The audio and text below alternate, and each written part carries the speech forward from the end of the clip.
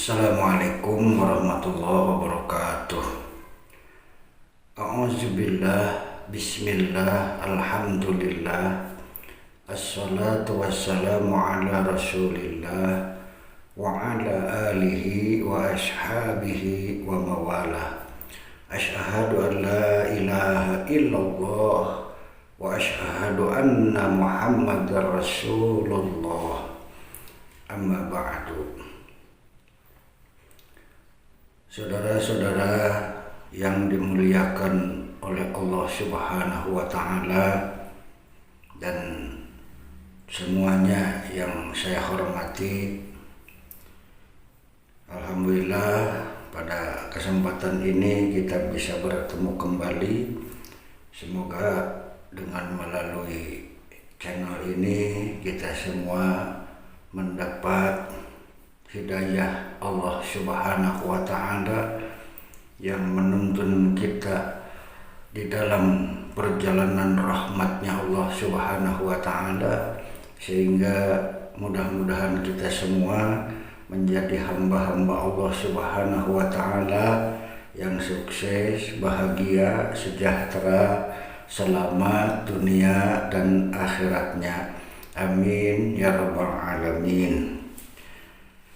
Di sini saya akan ingin lebih memperjelas setelah pada episode yang lalu saya membahas bahwa Nabi diutus oleh Allah untuk menyebarluaskan rahmat dan setan diutus oleh Allah untuk menyebarluaskan laknat.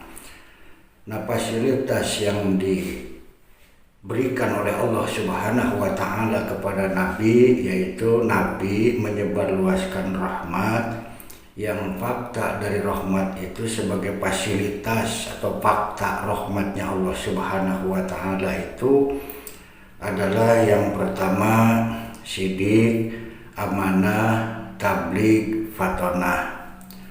Nah, sedangkan Allah mengutus setan, setan juga difasilitasi oleh Allah dengan kizib, khianat, kitman, biladah.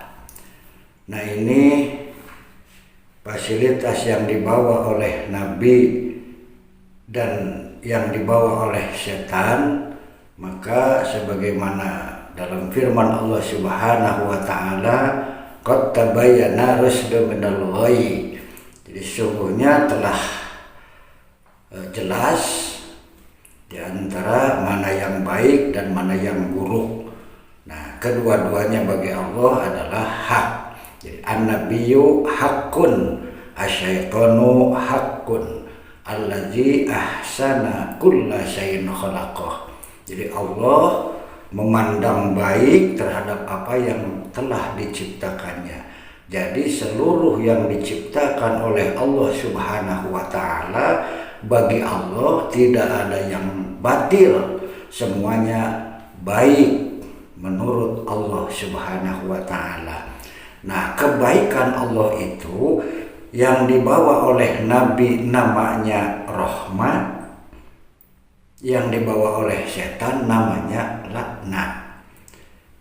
Rahmat baik menurut Nabi, laknat juga baik menurut setan. Jadi kebaikan juga ada dua, ada baik menurut aturan rahmatnya Allah, ada baik menurut aturan laknatnya Allah Subhanahu wa Ta'ala. Maka wajar kalau manusia semua merasa baik, tapi yang harus kita sadari, baik itu ada baik sesuai dengan sistem atau tuntunan rahmatnya Allah Subhanahu wa Ta'ala, ada baik sesuai dengan aturan laknatnya Allah Subhanahu wa Ta'ala. Kedua-duanya baik itu menurut pandangan Allah Subhanahu wa Ta'ala. Padahal kalau menurut pandangan kita yang disebut baik itu adalah rahmat, dan yang disebut buruk itu adalah laknat.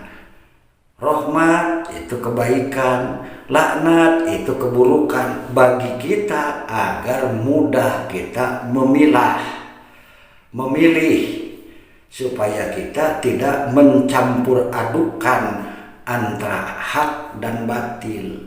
Jadi baik dan buruk ini bagi Allah tidak ada keburukan, bagi Allah tidak ada kebatilan.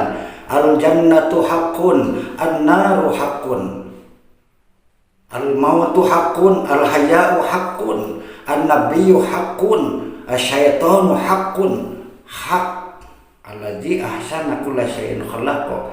Allah memandangnya baik terhadap apa yang telah diciptakannya.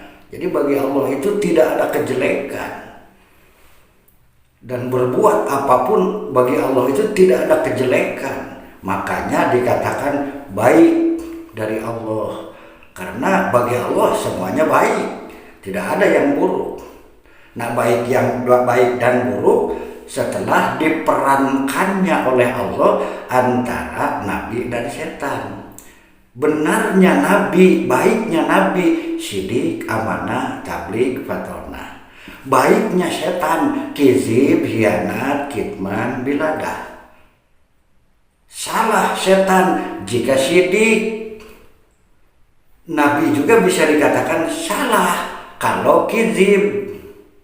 Tapi tidak mungkin nabi kizib, dan tidak mungkin setan sidik. Nah, inilah Allah menciptakan wa khalaqnakum azwaja. Kamu ciptakan kamu semua berpasang-pasangan atau jodoh-jodoh. Ya, jelasnya berpasang-pasangan. Jadi pasangan di sini adalah lawan, kebalikan. Jadi asyaitonu aduwullah, an-nabiyyu rahmatullah. Nabi rahmat Allah, asyaitonu aduwullah, setan musuh Allah. Ini juga sama, mudhofun ilaih. Jadi kalau kita terjemahkan dari kalimat ini, an-nabiyyu rahmatullah, an-nabiyyu ae rahmatun lillah, asyaitonu aduwullah ae aduwun lillah. Jadi kepunyaan Allah, milik Allah, makhluk Allah.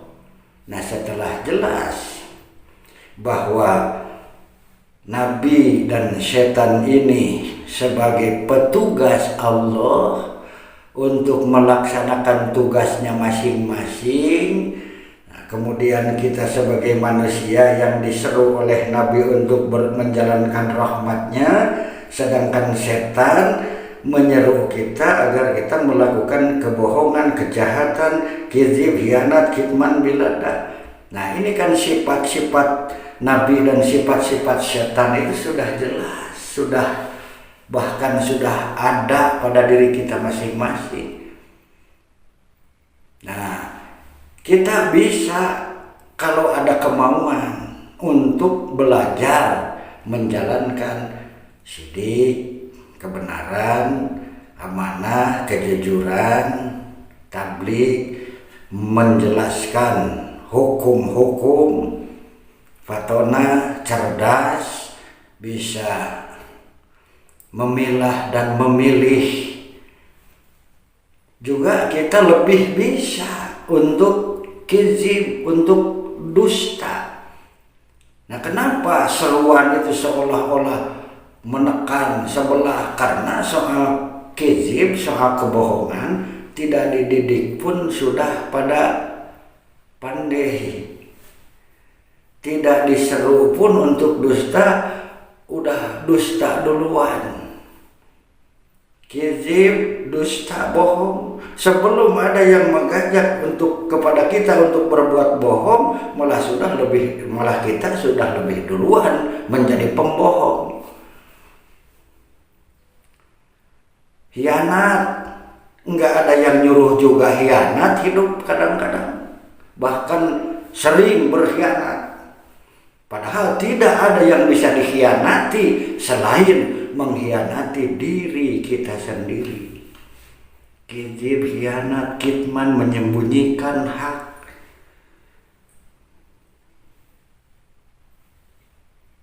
bilada atau jahlu, bodoh.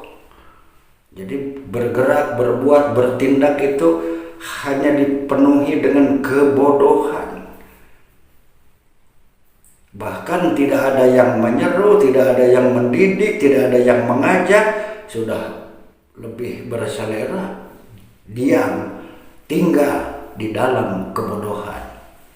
Nah, mudah-mudahan dengan adanya penerangan, penjelasan, tuntunan ayat-ayat Allah Subhanahu wa Ta'ala sebagai fakta kebesaran Allah dan Rasul-Nya, yaitu Al-Quran, mudah-mudahan kita mendapat pencerahan, mendapat pelajaran, mendapat wawasan yang luas, bisa memilah mana yang baik dan mana yang buruk.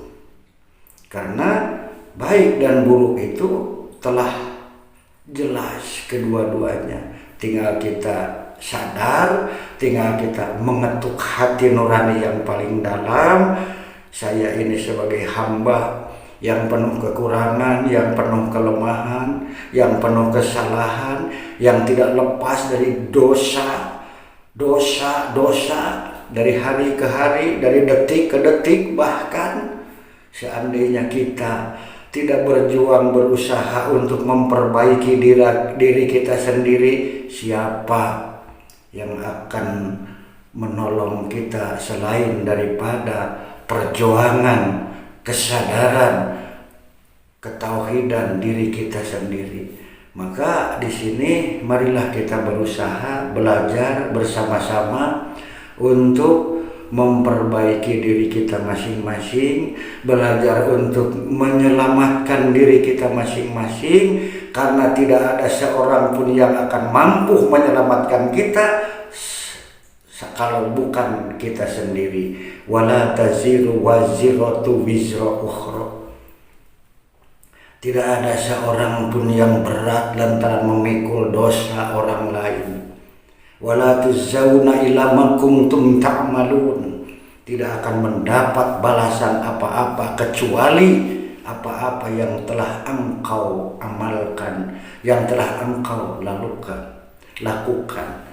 In ahsantum li anfusikum wa in asa'tum falaha. Barang siapa yang berbuat kebaikan, kebaikan itu bukan untuk siapa-siapa, tapi untuk dirinya sendiri. Dan barang siapa yang berbuat keburukan, keburukan juga bukan untuk siapa-siapa, tapi untuk dirinya sendiri. Semoga kita menjadi hamba-hamba Allah yang selalu mampu mengetuk hati nurani kita, menumbuhkan kesadaran kita untuk berjuang, berusaha melaksanakan kebaikan-kebaikan, sehingga hanya dengan kebaikan kita bisa tenang, bisa bahagia, bisa selamat, bisa damai, bisa aman, bisa saling menghargai, bisa saling menghormati. Nah, mudah-mudahan saudara-saudara yang dimuliakan Allah Subhanahu wa Ta'ala, semoga kita ditetapkan sebagai hamba yang iman dan Islam dan dianugerahi rahmat dan pengampunan dan ridho Allah Subhanahu wa Ta'ala. Amin ya rabbal alamin. Semoga bermanfaat. Mohon maaf dari segala kekurangan, kelemahan dan kesalahan. Akhirul kalam, wabillahi taufiq wal hidayah. Wassalamualaikum warahmatullahi wabarakatuh.